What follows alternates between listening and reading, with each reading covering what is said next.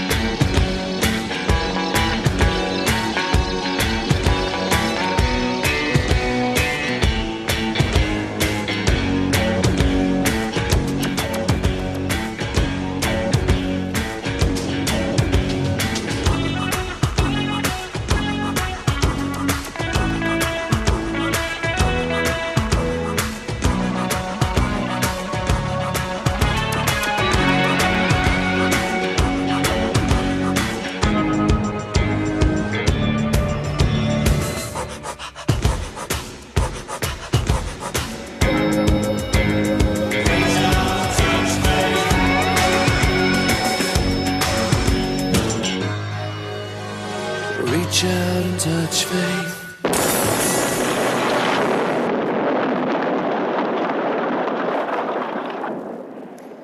გამარჯობა, თქვენ უყურებთ ტაბულას, ეს თეორემაა, მე თამარ ჩერგოლეიშვილი ვარ. ჩვენს უმსხვილეს სავაჭრო პარტნიორ ქვეყანაში მოვლენები საინტერესოდ ვითარდება. თურქეთის პრეზიდენტის რეჯეფ ტაიპ ერდოღანის სამართლიანობისა და განვითარების პარტიამ თითქმის 13 წლიანი მართვის თავზე მოლოდნელი მარცხი განიცადა. მან მთავრობის ფორმირებისთვის საკმარისი ხმები ვერ მოაგროვა. არდა პრეზიდენტის საკონსტიტუციო უმრავლესობის მოპოვებას. 400 ადგილის აღებას გეგმავდა. 550 ადგილიან პარლამენტში, რათა კონსტიტუცია შეეცვალა პრეზიდენტის უფლებამოსილებები გაეფართოვებინა და აღმასრულებელი ხელისუფლების ფუნქციები შეეთავსებინა. ერდოღანის მარცხის მიზეზად მისი ავტორიტარული მიდრეკილებები სასამართლოზე ზეწოლა, ოპოზიციის შევიწროვება, სირიისა და ახლო აღმოსავლეთის მიმართ გატარებული არასწორი პოლიტიკა და 1150 ოთახიანი სასახლე მიიჩნევა, თუმცა უმთავრესად მაინც საპრეზიდენტო უფლებამოსილების გაფართოების სურვილს ასახელებენ. სამაგეროდ ისტორიული შანსი მიეცა 18 მილიონიან ქურთულ უმცირესობას. სახალხო დემოკრატიის პარტიამ პირველად გადალახა ძალიან მაღალი 10%-იანი საარჩევნო ბარიერი, 13% აიღო და მეოთხე ბოლო ადგილზე გავიდა. მნიშვნელოვანწილად ეს ამ პარტიის ლიდერის დემირტაშის დამსახურებაა, რომელსაც ერდოღანი პოპსტარად მოიხსენიებდა. ვარაუდობენ, რომ ქურთების პარლამენტში შესვლა გარკვეულწილად აღკვეთს ქურთების მშრომელთა პარტიის ტრადიციულ რადიკალიზმს, რაც თავისთავად დადებითი მოვლენაა. ჯერჯერობით გაურკვეველია, ვისთან შეკრავს კოალიციას ერდოღანი. საეჭვოა, რომ მეორე ადგილზე გასულ ძალას სეკულარულ პარტიას შეეკრას იდეოლოგიური შეუთავსებლობის გამო. მოგეხსენებათ, რომ ერდოღანი ისლამისტია. ქურთებმა ერდოღანთან კონსოლიდაციის შანსი გამორიცხეს. ყველაზე მეტად სავარაუდო მესამე ადგილზე გასული ძალას ულტრამემარჯვენე ნაციონალისტებსა და ერდოღანს შორის ალიანსია. რა ცვლილებებს უნდა ველოდოთ ჩვენს მეზობელ ქვეყანაში და როგორ აისახება ეს საქართველოზე. ამაზე ვისაუბრებთ თეორემას პირველ ნაწილში. წარმოგიდგენთ სტუმრებს გიორგი რუხაძე, საერთაშორისო ურთიერთობების სპეციალისტი არის ჩვენთან სტუდიაში და ვაშინგტონიდან ჩაგვერთვება საქართველოს ყოფილი პრემიერ-მინისტრი, საქართველოს ყოფილი ელჩი ნატოში და რაც მთავარია საქართველოს ყოფილი ელჩი თურქეთში, გეგამ გალობლიშვილი. გეგასგან დავიწყებთ. ბატონ გეგა. გამარჯობათ, მოგესალმებით. გამარჯობა, დიდი მადლობა, რომ დრო გამონახეთ თეორემაში მონაწილეობის მისაღებად. ბატონ გეგა, ნახეთ რა შედეგებით დასრულდა თურქეთში არჩევნები. როგორ ფიქრობთ, რამ განაპირობა ისეთი ძლიერი ფიგურის, როგორიცაა რეჯეფ ტაიპ ერდოღანი მარცხი და მისი პარტიის მარცხი? სამი ძირითადი მიზეზი არის. ერთ-ერთი მათგანი თქვენ შესავალ სიტყვაში ახსენეთ. ეს არჩევნები, ანუ კონტექსტი რო განვიხილოთ, რა კონტექსტში ვითარდებოდა წინა საარჩევნო მოვლენები, ეს არჩევნები თურქეთის მოსახლეობის უმეტესობისთვის პირდაპირ დაკავშირებული იყო, შეძლებდა თუ არა პრეზიდენტი ერდოღანი კონსტიტუციური უმრავლესობის შექმნას და შესაბამისად კონსტიტუციის შეცვლას, საპარლამენტო სისტემის, საპრეზიდენტო სისტემით ჩანაცვლებას, რაც ძალიან ბევრი მათგანისთვის პირდაპირ უკავშირდებოდა თურქეთის უფრო ესეთ ავტოკრატიულ განვითარებას.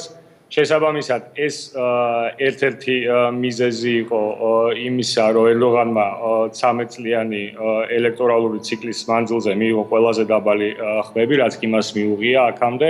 მისმა პარტიამ ის თვითონ არ მონაწილეობდა არჩევნებში. მეორე მიზეზი თუმცა კამპანიაში აქტიურად იყო ჩართული, მიუხედავად იმისა, რომ პრეზიდენტი როგორც წესი თურქეთში მიიჩნევა, რომ მიღმარჩება ხოლმე არჩევნებს მიღმა, თვითონ აქტიურად მონაწილეობდა და ესეც. ეს იყო ერთ-ერთი მთავარი ბრალდება მის მიმართ, რომ ის იყო გასული კონსტიტუციური სივრციდან, იმიტომ რომ პრაქტიკულად ის აწარმოებდა წინასაარჩევნო კამპანიას, როცა ის უნდა ყოფილიყო მიუკერძოებელი იმიტომ რომ პრეზიდენტის ინსტიტუტი თურქეთში არის მიუკერძოებელი ინსტიტუტი და არ წარმოადგენს არც ერთ პოლიტიკურ პარტიას. ესეც ერთ-ერთი მიზეზია იმისა, რომ ისე ვამბობ, მოსახლეობის საკმაოდ მნიშვნელოვანი ნაწილისთვის ერდოღანის გამარჯვება უკავშირდებოდა პირდაპირ თურქეთის პოლიტიკური სისტემის ძირეულ ცვლილებას და ამაზე თქვა უარი თურქეთის მოსახლეობის მნიშვნელოვანმა ნაწილმა. მეორე მიზეზი, რაც უფრო, ანუ მინიმუმ თანაბრად მნიშვნელოვანია, არის რომ ერდოღანის მმართველობა ამ წლების განმავლობაში ყოველთვის უკავშირდებოდა კეთილდღეობას, ეკონომიკურ აღმავლობას, ძალიან მაღალ ტემპს ეკონომიკური განვითარების, ეკონომიკური ზრდის დაახლოებით 10%-იანი ეკონომიკური ზრდა იყო თუ არ ვცდები 2008 წლამდე, ანუ მთელი 6 წლის განმავლობაში. უკანასკნელი წლები და უკანასკნელი წელი განსაკუთრებით იყო საკმაოდ რთული ეკონომიკური თვალსაზრისითაც და ამანაც გარკვეულწილად განაპირობა ის, რომ ერდოღანმა ვერ მიიღო მისთვის სასურველი რაოდენობა ხმების და მესამე მიზეზი, რაც ეთქვა ძალიან ტრივიალური, მაგრამ ყველაზე ბუნებრივი მიზეზი არის, ნებისმიერი პოლიტიკოსი წლების განმავლობაში ცდება. ერდოღანი 13 წელია უკვე, რაც 13 წელია რაც ხელისუფლებაშია, ისე გაცილებით უფრო დიდი ხანია, რაც თურქულ პოლიტიკაში არის. თქვენ სწორედ ახსენეთ, რომ ის ერთ-ერთი ყველაზე უფრო ძლიერი პოლიტიკოსია. მე ვთვლი, რომ თურქეთში ოზალი ითვლებოდა ათათურქის მერე ერთ-ერთ ყველაზე უფრო ძლიერ რეფორმატორად და მმართველად, თუმცა მე ვთვლი, რომ დღეს ერდოღანი დღემდე ერდოღანი ითვლებოდა ოზალზეც უფრო გაცილებით უფრო ძლიერ მმართველად, რომელმაც რეალურად შეცვალა თურქეთში ჩამოყალიბებული პოლიტიკური ტრადიცია, ანუ დაარღვია ძალთა ბალანსი ძალიან მნიშვნელოვნად თურქეთში, შეამცირა სამხედროების უფლებები, ანუ პრაქტიკულად დაამყარა ერთპარტიული მმართველობა ძალიან მრავალი წლის განმავლობაში. და მოიტანა საკმაოდ მნიშვნელოვანი კეთილდღეობა თურქეთის მოქალაქეებისთვის ეკონომიკური. თუმცა დემოკრატიის უკუსვლის, გარკვეულწილად დემოკრატიის უკუსვლის ხარჯზე. ამას საყვედურობ.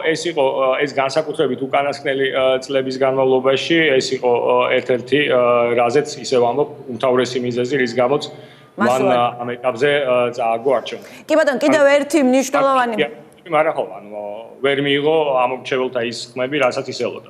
კი ბატონო, კიდევ ერთი მნიშვნელოვანი ფაქტი მოხდა პირველად თურქეთის ისტორიაში, ქურთული უმცირესობის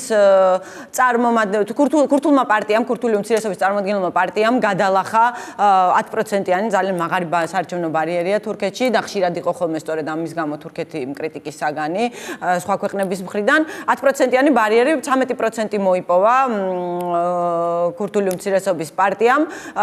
როგორ ფიქრობთ, რა შეცვლის ეს თურქეთისა და ქურთული უმცირესობის ურთიერთობაში? თავად ის ფაქტი, რომ ინსტიტუციის ჩარჩოებში მოექცევა უკვე საკუთარი ადგილებით ქურთული პარტია. 10%-იანი ბარიერის შემოღების 10%-იანი ბარიერი თურქეთში შემოიღეს 1980 წელს მოხდა მომხდარი სამხედრო გადატრიალების შემდეგ და ერთ-ერთი მიზეზი ამ 10%-იანი ბარიერის, რასაც ყოველთვის როგორც ევროკავშირი, ისე ძალიან ბევრი სხვა საერთაშორისო ორგანიზაცია აკრიტიკებდა თურქეთში, ამის მიზეზი იყო ის, რომ არ მომხდარიყო რომელიმე ეთნიკური ჯგუფის მიერ ფორმირებული პარტიის შესვლა პარლამენტში. ანუ ერთ-ერთი მიზეზი სწორედ იყო ის, რომ არ მომხდარიყო აი ესეთი ქურთული პარტიის ტიპის პოლიტიკური ორგანიზაციის შესვლა პარლამენტში. შესაბამისად ამ წლების განმავლობაში იმუშავა ეფექტურად, არასოდეს არც ერთ ქურთულ ან სხვა რომელიმე ეთნიკურ პარტიასაც არც არსებობს პრაქტიკულად არ გადაულახავს ეს ბარიერი. ამის ერთ-ერთი ძალიან მნიშვნელოვანი მიზეზი თუ რა მოხდა ეს, ანუ პირველი რომ შევიდა ქურთული პარტია, მაგრამ ის არ არის მხოლოდ ქურთული პარტია დღეს. მას ყავს ძალიან ქარიზმატული ლიდერი, ახალგაზრდა ანუ ძალიან კარგი ორატორი, ხარიზმატული და ასევე მან ერდოღანის მსგავსად შექმნა თავისი იდეოლოგიური ბაზა, რომელიც ცდება მხოლოდ მის ქურთულ იდენტობას. ანუ მას ამ არჩევნებში მხარი მოსახლეობის ქურთული სეგმენტის გარდა დაუჭირეს მემარცხენეებმა, მას მხარს უჭერენ უმცირესობების წარმომადგენლები და ესეთი ლიბერალური ურბანული მოსახლეობის ლიბერალური ნაწილი. კი, და რაც აი თუ შეხედავთ თვითონ უკვე ჩაშლილ შედეგებს თვითონ არჩევნებისას, ნახავთ, რომ ძალიან აქამდე თუ ქურთული პარტიები ძირითად გათვლას აკეთებდნენ ხოლმე სამხრეთ-აღმოსავლეთ რეგიონებზე და იქ არჩევნებში გამარჯვებაზე და შეყავდათ ხოლმე დამოუკიდებელი კანდიდატები. დღეს რეალურად მათ მიიღეს, ისინი გავიდნენ მესამე ადგილას თურქეთის პრაქტიკულად ყველა დიდ ქალაქში, სტამბულში, ანკარაში თუ სხვა დიდ ქალაქებში. მათ მნიშვნელოვნად გაუსწრეს დიდ ქალაქებში ულტრანაციონალისტური მემარჯვენე პარტიის ხმებს. ფაქტია, რომ მთავრობას ვერ ჩამოაყალიბებს ერდოგანი, ვერც ერთი პარტია ვერ შექმნის კოალიცია ასაჭირო იმისთვის, რომ მთავრობა შეიქმნას. ყოველ შემთხვევაში ალიანსი მაინც მხარდაჭერა დასჭირდება ყველა შემთხვევაში რომელიმე ძალის. ვისთან არის შესაძლებელი კოალიციის შექმნა? ყველაზე დიდი, ყველაზე ბევრი ადგილი რასაკვირველია აქვს ერდოგანის პარტიას, მაგრამ საჭიროებს სხვა პარტიის დახმარებას იმისთვის, რომ მთავრობა შექმნას და როგორ ფიქრობთ, რა გავლენას მოახდენს ეს თურქეთზე უახლოესი პერიოდის განმავლობაში? ესე იგი, ფაქტია, რომ უნდა იყოს კოალიციური მთავრობა, ფაქტია, რომ პრაქტიკულად ყველა პარტიის ლიდერს განცხადებული აქვს, რომ მას არ სურს კოალიციაში შესვლა ერთმანეთთან მემარჯვენე ნაციონალისტებს, ანუ მეჰეპეს წარმომადგენლებს ბუნებრივია არ უნდათ შესვლა კოალიციაში ქურთულ პარტიასთან. ქურთული პარტიის წარმომადგენლებს განცხადებული აქვს, რომ ისინი არ აპირებენ კოალიციაში შესვლას მართველ პარტიასთან, ასე რომ საკმაოდ ლიმიტირებული არის ამ ეტაპზე კოალიციური პარტიის მთავრობის ფორმირების შესაძლებლობები. შესაბამისად არის მაღალი ალბათობა იმისი, რომ შეიქმნას უმცირესობის მთავრობა, ანუ დღევანდელი მართველი პარტიას ხარი დაუჭიროს გარედან რომელიმე ოპოზიციურმა პარტიამ, სავარაუდოდ მეჰეპემ, ანუ ულტრანაციონალისტური მემარჯვენე პარტიამ და ოღონდ ისინი არ შევიდნენ თავად პარლამენტში, რადგან ძალიან მაღალი მოლოდინია იმისა, რომ თურქეთში მოხდება განმეორებითი საპარლამენტო არჩევნები. და პასუხისმგებლობას გაურბია. ეკონომიკური დაღმასვლის ფონზე და მაშინ, როდესაც ერდოღანის იმიჯიც ძალიან მნიშვნელოვნად დაზარალდა ამ არჩევნების შედეგად, შეიძლება ბევრ ოპოზიციურ პარტიას ახლა ამ ეტაპზე არ სურდეს რაიმე ფორმით ასოცირება მართველ გუნდთან, დაელოდონ კიდევ უფრო დასუსტებას მართველი გუნდის და ამის შემდგომ უკვე არჩევნებში ეცადონ მართლობა. კი ბატონო, და ბოლო, მაგრამ არა მნიშვნელობით ბოლო შეკითხვა, თურქეთი ჩვენი ყველა მეზობელია, ყველაფერს თავი დაუნება და ამასთან ყველაზე ერთ-ერთი უმსხვილესი, ყველაზე მსხვილი სავაჭრო ეკონომიკური პარტნიორია. როგორ ფიქრობთ, რა გავლენა იქნება არჩევნების შედეგებს კონკრეტულად ჩვენს ქვეყანაზე? ერთი ჩვენ ქვეყანაზე, ზოგადად რეგიონზე ძალიან მნიშვნელოვანი არის, რომ არ მოხდა თურქეთის განვითარება, რომელიმე ესეთი ავტოკრატიული სცენარით თურქეთი არ ჩამოყალიბდა ისეთ ქვეყანად, სადაც მხოლოდ ერთი ადამიანის მიერ იმართება ყველა პოლიტიკური ინსტიტუტი და თურქეთი რჩება რეგიონში ესეთი პლურალისტური, ჯერ კიდევ საკმაოდ ძლიერი სეკულარული ისლამური ქვეყნის მოდელად. ეს ვთვლი, რომ ძალიან დადებითი მოვლენა არის რეგიონისთვის და შესაბამისად საქართველოსთვისაც.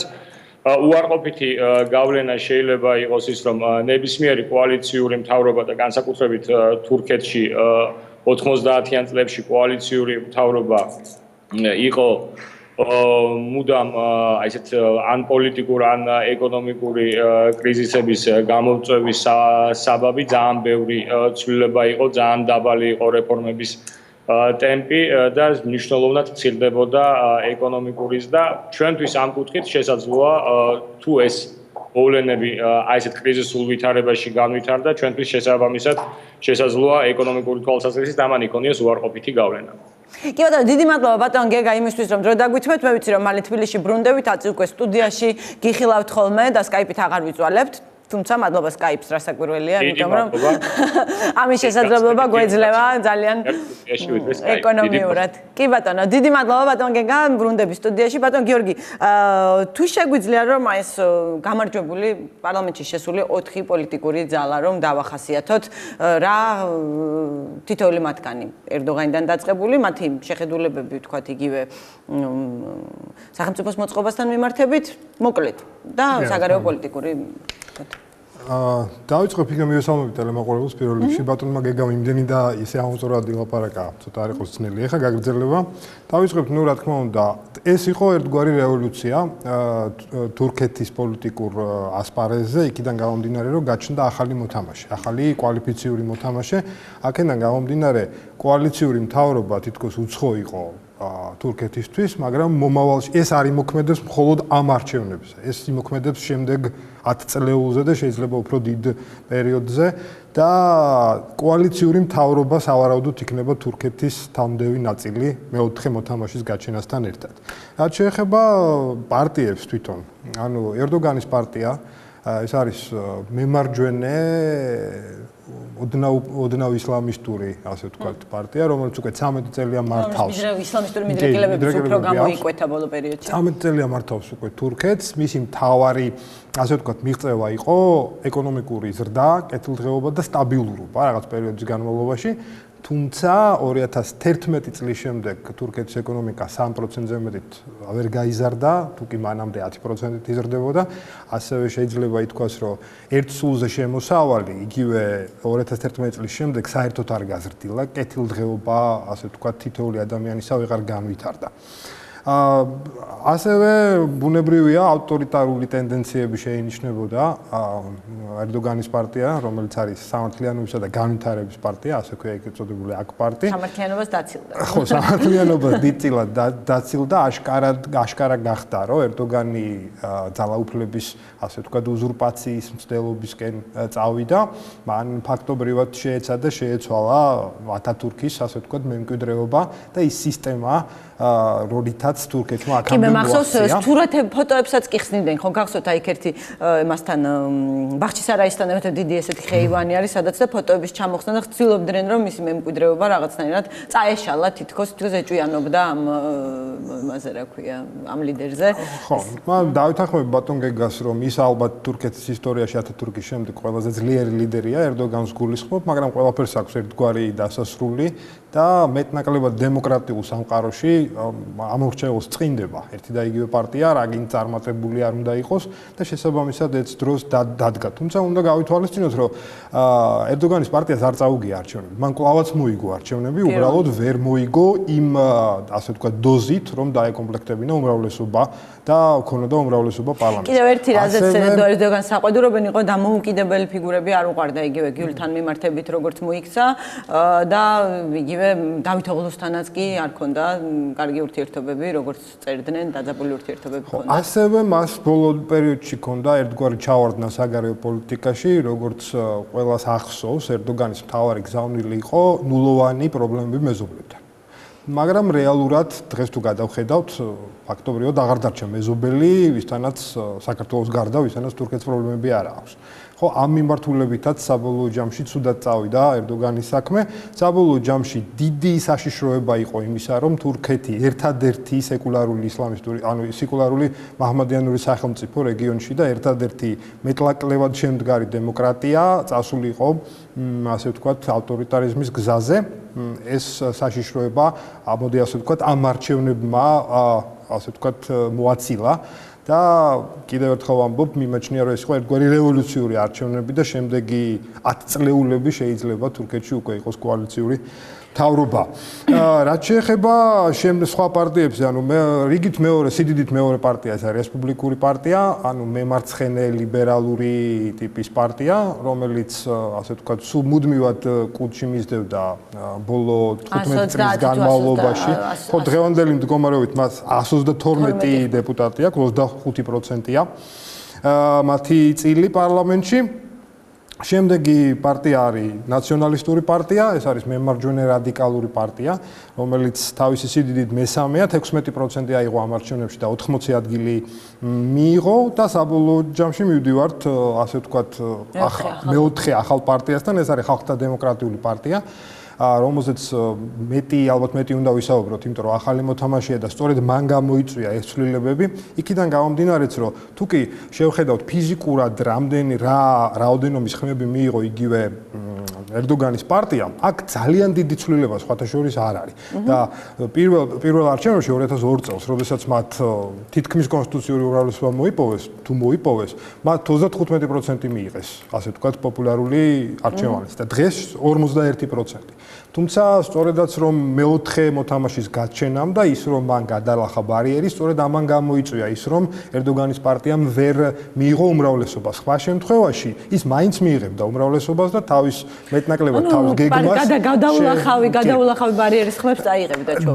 დიახ. აქედან გამომდინარე ეს არის როგორც უკვე ითქვა, მისი განსაკუთრებულობა იმაში მდგომარეობს, რომ ის არ არის, ასე ვთქვათ, სეპარატისტული მოძრაობის პარტია. ის გაცდა ქურთულ პრობლემებს და გახდა ნაციონალური მნიშვნელობის პარტია და მეტიც მოლოდინი ერთგვარად ამ ტიპის პარტიებზე არის ხომ, რომ ის იქნება ბევრად უფრო კონსერვატიული და ბევრად უფრო რადიკალური. სინამდვილეში ეს ხალხთა დემოკრატიული პარტია არის ბევრად უფრო ლიბერალური, ბევრად უფრო ასე ვთქვათ, კონსტრუქციული თავისი არსით და მისი ლიდერი, რომელიც მას ასე ვთქვათ, ადარებენ ბარაკ ობამას, ძალიან ქარიზმატული, განათლებული და ასე ვთქვათ, მეცაც ვიტყოდით, ერთგვარად ესეთი პასუხისმგებლობით სავსე ლიდერია. ამის მაგალითად შეიძლება მოვიყვანოთ ის, რომ არჩევნებამდე 2 დღით ადრე ერთ-ერთ მათ პარტიულ, ასე ვთქვათ, მიტინგზე მოხდა აფეთქება. რომლის შედეგადაც 2 ადამიანი დაიღუპა და 100 ადამიანი დაშავდა. და რეაგირება იყო ძალიან სერიოზული საშიშროება, რომ ქურთული მხარე წასულიყო რადიკალიზაციის გზით და ძალადობაზე ეპასუხა ძალადობით. თუმცა ამ შემთხვევაში დემირტაშის გზავნილი, სხვადასხვა შეგიძლია შეამოწმოთ, ტვიტერით გაავრცელა, ესეც მის თანამედროვეობაზე მიუთითებს, მან თქვა, რომ შვიდობა გაიმარჯვებს. ანუ ეს იყო გზავნილი ქურთული მოსახლეობისა და არა მარტო ქურთულისთვის, რომ ძალადობაზე ძალადობით პასუხი არ არის ჩვენი სტილი. ამით მან თავი დააყენა ბევრად უფრო მაღლა ვიდრე ძალადობა და აჩვენა, რომ ის არის ნაციონალური ტიპის ლიდერი, რომელსაც აქვს გეგმა არა მხოლოდ ქურთებისთვის და ქურთულად დასახლებული, ასე ვთქვათ, ადგილებისთვის, არამედ ზოგადად მთლიანად თურქეთისთვის. რამოდენიმე სიტყვა ასევე მინდა ვთქვა, ანუ ამ ყველაფრის გავლენაზე რეგიონში მიმდინარე მოვლენებზე, როგორც აღნიშნეთ, ძალიან კარგია, რომ თურქეთი აცდა ავტორიტარულ მიმართულებას. მაგრამ ეს არ ნიშნავს იმას, რომ რაც აწი მოხდება თურქეთში, ყველაფერი გარანტირებულად კარგი და დემოკრატიული იქნება, იმიტომ რომ გადაწყვეტილების მიღები კი და უარყოფით მხარეებზე მინდა რომ ვისაუბროთ. ანუ გადავალ უარყოფით მხარეებზე და დადებითი რა არის, რომ ანუ თავისთავად როცა დიდი სახელმწიფო რეგიონში მიისწრაფვის ავტორიტარიზმისკენ, ეს ქმნის, ასე ვთქვათ, ზრდის ცდუნებას მის მეზობლებში, მათ შორის საქართველოში, რომ გაიზარდოს ავტორიტარიზმის ტენდენცია. იგივე რაღაცნაირად შეიძლება პირდაპირ ბმა არ იყო, მაგრამ შეგვიძლია შევადაროთ მიხეილ სააკაშვილის სწრაფვა ძალაუფლებისკენ და რეჯეპ ტაიპ ერდოგანის სწრაფვა ძალაუფლებისკენ. თუმცა სააკაშვილს ალბათ ათათურქთან შედარება უფრო ესია მომენტი. პარალელები შეიძლება გავალოთ, იქიდანაც გამომდინარე, რომ 2002 წელს მოვიდა ერდოგანი, 2003 წელს სააკაშვილი და რაღაცა თვალსაზრისით ბუნებრივია სერიოზული განსხვავებები იყო, მაგრამ ძალაუფლებისკენ სწრაფვა ეფექტიანობის და ავტორიტარიზმისკენ მიდრეკილება. და შესაბამისად ეს ნაბიჯი თურქეთის მე დარწმუნებული ვარ გამოიწვევს, ასე ვთქვათ, საქართველოში თუ კი იყო რამე ცდუნება ძალაუფლების უზურპაციის, ნაკლები შანსი იქნება ამის. გარდა ამისა, ევროპამ განსაკუთრებით ბრიუსელში იყო ძალიან კარგი შეფასებები თურქეთის არჩევნების, მათ გაისმა ასეთი გზავნილი, რომ ეს იყო თურქული დემოკრატიის გამარჯვება. საბოლოო ჯამში უნდა ვიცოდეთ, რომ რაც უფრო კარგი ურთიერთობა ექნება საბოლოო ჯამში თურქეთს ევროკავშირთან, რაც უფრო ახლოს მივა ის ინტეგრაციული თვალსაზრისით, მით უფრო კარგი იქნება ეს საქართველოსათვის. შესაბამისად თუკი აი ასე ვთქვათ ეს ზვრა, რომელიც ეხლა მოხდა თურქულ პოლიტიკურ არენაზე, ნაწილობრივ მაინც გამოიწვევს, ასე ვთქვათ, თურქეთის ნაბიჯებს ევროკავშირისკენ უფრო ეფექტურად გადადგმულს და ბუნებრივია დემოკრატიის ხარისხის გაზრდას, ეს კარგი იქნება საქართველოსთვისაც. თუმცა ახლა თუ შევხედავთ სიტუაციას, რა კონიუნქტურაც არის ევროკავშირში, არ მგონია ეს რაღაცა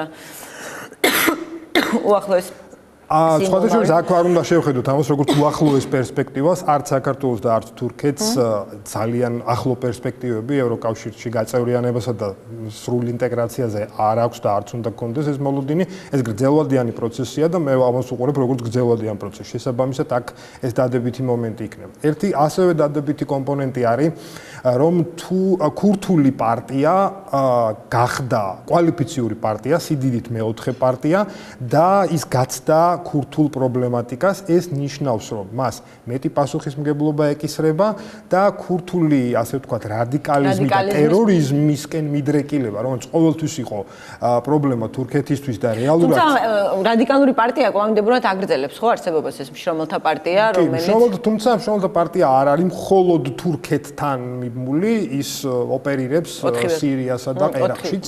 და გარდა ამისა, თუმცა მიუხედავად ამისა, ანუ ხალხთა დემოკრატიული პარტია ამბობს, რომ მას არანაირი კავშირი არ აქვს აი ამ ტერორისტულ ორგანიზაციასთან, იმიტომ რომ ამერიკის შეერთებული შტატებისა და ევროკავშირიც მიიჩნევს მას როგორც ტერორისტულ ორგანიზაციას ამ პარტიას. და ზოგადად იმას ვამბობ, რომ ერთგვარად ერდოგანმა რაღაცა თვალსაზრისით ხელი შეუწყო, ასე ვთქვათ, თუ ქურთული პარტიის წყალებში წარმოქმნას და გაადამიანურებას და ამისთვის რაღაც დოზით ფასიც გადაიხადა. მან ერთის მხრივ აიცილა რადიკალიზმი თავიდან, მაგრამ მეორეს მხრივ დაკარგა ერთგვარად ადგილები პარლამენტში და უმრავლესობა. ეს საერთოდ ყველა რაღაცის ხარჯზე ხდება და ჯამში სტაბილური თურქეთისთვის ეს არის ძალიან საინტერესო და კარგად გადმული. მაგრამ ჩვენ გვახსოვს იგივე, აი ახლა თქვენ ამბობდით, რომ ევროპაში რაღაც დემოკრატიამ გაიმარჯვა თურქეთს, ჩვენ ძალიან კარგად ვახსოვს ის ახტაცება, მაგალითად, რითიც თქოთ ეგვიპტეში მიმდინარე პროცესებში შეხვდნენ. ანუ გვახსოვს, რომ ხშირად ახტაცებით ხვდებით ხოლმე ისეთ მოვლენებს, რაც შემდეგ ცუდად თუ არის რაიმე შანსი იმისა, რომ თქვათ, აი არის საუბარი იმაზე, რომ სავარაუდოდ შეიძლება რაღაც ერთ წელიწადში ადამიანელი არჩევნებით დაინიშნოს, ხომ? უმცირესობის მთავრობას შექმნას მან და თქვათ რაღაც ერთ წელიწადში ადამიანელი არჩევნები დაინიშნოს. ხომ არ არის უფრო დიდი რადიკალიზაციის საფრთხე, მაშინ როდესაც თქვათ ნაციონალისტებიც ულტრამემარჯვენე ნაციონალისტებიც ძლიერი პარტია, რამდენად არის უფრო დიდი რადიკალიზაციის დავიწყოთ იქიდან, რომ თურქეთისა და ეგვიპტის შედარება არ შეიძლება და სხვა აღმოსავლეთ ქვეყნები, ასე ვთქვათ, კი არა და შუა აღმოსავლეთის თქვენ საქართველოს რატომ ვამბობ ამას? აი თქვენ საქართველოს მაგალითი ახსენეთ თითქოსა და სააკაშვილს შეადარეთ, ხო? თითქოს გასაგებია, რომ ყველა ახტაცებით შეხვდა ძალაუფლების გადაცემას, მაგრამ ეხლა რასაც ვღებულობთ, არის რომ თქვათ რეაქციული ძალები არიან ბევრად უფრო ძლიერი, ევრაზიული კავშირის მხარდაჭერა არის გაზრდილი, ანუ მოვლენები არც ისე კარგად განვითარდა. სწორედ ამას ვამბობ, რომ ყველაფერს თავის ფასი აქვს და თუ კი ამას შევადარებთ, ეხლა დავბრუნდებით, ჩემი აზრით ძალაუფლების გადაცემა იმ ყველაფრის ჩათვლით, რაც მივიღეთ. იყო სწორი მართებული გადაწყვეტილება. და კი, რა თქმა უნდა, ვიზარალეთ, მაგრამ უფრო მეტად ვიზარალებდით, რომ ეს არ მომხდარა. კახა ბენდუკიძემ როგორც თქვა, ერთი ნაბიჯი, სხვაგან ჩავდგითო, მაგრამ ერთი ნაბიჯი წინ გადავიდა. ის ძალიან კარგი გადაწყვეტილება. და გავაგრძელებ იქიდან, რომ არ შეიძლება თურქეთისა და ეგვიპტის შედარება. თურქეთი არის რაღაცა დოზით ინსტიტუციური დემოკრატია და ეს არ არის ახალი ამბავი, უკვე არჩევნები დიდი ხანია, ასე ვთქვათ, ტარდება ცხოვრების წესი ამ ქვეყანაში. რადიკალიზაციის საფრთხე, რა თქმა უნდა, არსებობს და ეს არის სწორედ უარყოფითი ნაწილი იმისა, რომ თუ კი ვერ შედგა ამ შემთხვევაში ვერ შენარჩუნდა არჩევნების შედეგები და თუ ვერ მოხდა, ასე ვთქვათ, მთავრობის დაკომპლექტება, მაშინ შემდეგი არჩევნები იქნება ბევრად უფრო რადიკალური, იმიტომ რომ ერდოგანის პარტიას სხვა გამოსავალი არ აქვს. ის უნდა წავიდეს უფრო მეტ რადიკალიზაციაზე იმისთვის, რომ მოიპოვოს სასურველი უმრავლესობა. რაც შეეხება რადიკალი მემარჯვენეებისა და მათ კოალიციას, მე ვიტყოდი, რომ თუ კი ასეთი შედგება, ეს დადებითი იქნება, იმიტომ რომ მიუხედავად იმისა, რომ რადიკალი მემარჯვენეები, ნაციონალისტები არიან მემარჯვენეები, ისინიც ეწინააღმდეგებიან ერდოგანის მხრიდან, ასე ვთქვათ, კონსტიტუციურ ცვლილებებს და მის მხრიდან, ასე ვთქვათ, ძალაუფლების უზურპაციას. აქედან გამომდინარე, ასეთი კოალიციის შემთხვევაში თითქმის გარანტირებული იქნება, რომ ის ცდუნება რაც ერდოგანს ჰქონდა ვეღარ განხორციელდება. ყველაზე დიდი ალბათობა მაინც არის უმცირესობის მთავრობის ჩამოყალიბების და არჩევნების პირველივე კრიზისთან შემთხვევაში და ეს საბოლოო ჯამში რა თქმა უნდა უარყოფითია იქიდან გამომდინარეც რომ არასტაბილური თურქეთი ეკონომიკურად არასტაბილური თურქეთი დღეს რაც ხდება საფონდო ბირჟაზე თუ გადავხედავთ თურქული კომპანიების აქციები 8%-ით დაეცა. თურქული ლირა ასეთ დაბალ ნიშნულზე ამერიკულ დოლართან მიმართებაში არასდროს ყოფილა. ეს მიანიშნებს თუ რამხელა და ასე ვთქვათ რყევა შეიძლება მოიტანოს არასტაბილურობამ. სწორედაც რომ ამიტომ იყო რეჯეპ ტაიპ ერდოგანის მთავარი გზავნილი დღეს რომ მან მოუწოდა 4-ვე პარტიას რომ მთავარი ამოცანა დღევანდელი თურქეთის არის რომ შევინარჩუნოთ სტაბილურობა. კი ბატონო, საგარეო პოლიტიკაზე რა გავლენა შეიძლება იქონიოს არჩევნების შედეგებმა და რასაკვირველია მინდა რომ საქართველოსაც ვისაუბროთ, გეგამ ისაუბრა, მაგრამ თქვენც რომ მინდა რომ მოგცეთ შესაძლებლობა თქვენს. ასევე მოდი დავიწყოთ იქიდან რომ თუ კი ასეთი არასტაბილურობა იქნება, ეს ცუდი იქნება, ხო, საქართველოსთვის ეკონომიკური თვალსაზრისით დამატებითი დარტყმა იქნება, ასევე ცუდი იქნება საქართველოსთვის პოლიტიკური თვალსაზრისით, იმიტომ რომ რეალურად ჩვენ გვინდა თუ არ გვინდა თუ მოგწონს თუ არ მოგწონს, როგორ მოქმედებს თურქეთი იგივე ისლამისტურ და რადიკალურ ისლამისტურ სახელმწიფოებთან მიმართებაში, ის მაინც არის მთავარი დამცავი ფარი და ბუფერი.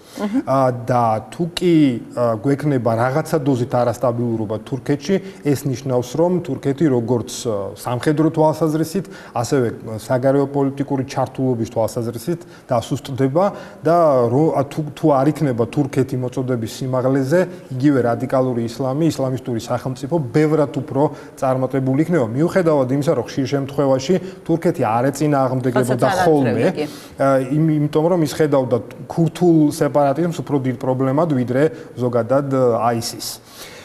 ეს ერთი ელემენტი კიდევ მინდა რამოდენიმე სიტყვით თქვა იმაზე რამ განაპირობა ქურთული პარტიის წარმატება, აქ არავის არ უხსენებია და ეს განაპირობა ერთგვარად ირანსა, ერაყსა და სირიაში მიმდინარე მოვლენებმა, იმიტომ რომ მან მოახდინა მობილიზება ელექტორატის იგივე თურქეთში და თურქეთის გარეთაც საკმაოდ დიდი დიასპორა ყავს თურქეთს. ანუ შეიძლება ვთქვათ, რომ პარადოქსია, მაგრამ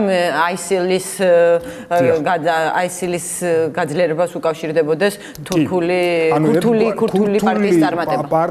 ანუ ერთგვარი თავდაცვითი მექანიზმი ამუშავდა ადამიანის შინაგან მდგომარეობაში და ამის კარგი მაგალითია საზღვარ გარეთ ქურთული პარტია მეორე ადგილზე გავიდა საერთოდ 20% მიიღო ხმებისა. ეს ნიშნავს, რომ სწორედ რომ ამ საგარეო ფაქტორმა სიმპათია გაიზარდა მათ მიმართ, ასევე აღსანიშნავია ქრისტიანი, ასე ვთქვათ, ამომრჩევლების არჩევანი. იქიდან გამომდინარე, რომ სწორედაც რომ სირიელ ქრისტიანებთან მიმართებაში სოლიდარობამ თურქეთში მცხოვრები ქრისტიანი მოსახლეობის ასე ვთქვათ, ხმა წაიღო ქურთული პარტიისკენ. საინტერესოა ლაზებმა და ქართულმა უმცირესობებმა, ეთნიკურად ქართულმა უმცირესობებმა. საინტერესოა მეც შემიძლია გითხრათ, რომ ანუ არ ჩამიხედავს ასე დეტალურად თუ როგორ, თუმცა ზოგადად ვიცი, რომ ქრისტიანმა ამომრჩეველმა უფრო მეტად ქურთული პარტია არჩია, რამაც კიდევ ერთხელ განაპირობა მათი ასეთი წარმატება 13%-ზე მეტი აიღეს მათ და კიდევ ერთხელ ვამბობ, ასე ვთქვათ, შეცვალეს თურქული პოლიტიკა და მთელი ლანდშაფტი. ხო, კიდევ რისი თქმა შეიძლება საბოლოო ჯამში? და საგარეო პოლიტიკაზე გავლენა როგორ შეიძლება იყოს, აი ამაზე თუ შეიძლება ორი სიტყვით რომ ვთქვათ იგივე კიდევ ერთხელ ანუ უნდა დაველოდოთ იმას თუ შედეგად რას მივიღებთ, ეს იქნება კოალიციური მთავრობა, თუ ეს იქნება ასე ვთქვათ უმცირესობის მთავრობა და ახალი არჩევნები. თუ კი უმცირესობის მთავრობა იქნება, განსაკუთრებულად საგარეო პოლიტიკაში არაფერი შეიცვლება უკვე შემდეგ არჩევნებამდე, იქიდან გამომდინარე, რომ აქ ყველა მოლოდინის რეჟიმში ჩადგება. თუ კი იქნება კოალიციური მთავრობა, ბუნებრივია, მაშინ საგარეო პოლიტიკას დაეთმობა ანუ ეკონომიკის გაძლიერებასთან ერთად საგარეო პოლიტიკას დაეთმობა უფრო მეტი დრო. იქიდან გამომდინარე, რომ რეჯეპ ტაიპ ერდოგანის ასე ვთქვათ დღის წესრიგი იგივე საპრეზიდენტო რესპუბლიკად გარდაქმნის, იგივე მისი უფლებების გაზრდის ჩავარდება, შესაბამისად ეს ენერგია სადღაც უნდა წავიდეს და ასე ვთქვათ მისმა პარტიამ უნდა აჩვენოს, რომ ის დანაპირები, რომ ნულოვანი პრობლემები მეზობლებთან ეს მან რაღაცნაირად უნდა აღასრულოს. ეს ნიშნავს მეტ ჩართულობას საგარეო პოლიტიკაში და მეტ აქტიურობას იგივე ეკონომიკის გაძლიერებასთან ერთად. კი ბატონო, დიდი მადლობა. მე მგონი ამ დროისთვის რაც შეიძლებოდა ეს თემა ამოვწურეთ. დიდი მადლობა ბატონ გეგას, დიდი მადლობა თქვენ. მაყურებელს კი ვთხოვ, რომ არ გადართოს, ჩვენ ძალიან მალე დავბრუნდებით და ვისაუბრებთ სასამართლო ხელისუფლებაში მიმდინარე პროცესებზე, როგორც ჩანს ხელისუფლება სასამართლოში სასამართლოს ისედაც ნაკლოვან სისტემაში დამოუკიდებლობის ბოლო ელემენტების წართმევას ცდილობს. ამაზე ვისაუბრებთ ჩვენ სხვა შემადგენლობასთან ერთად. დაგველოდეთ, არ გადართოთ. Reach out and touch faith.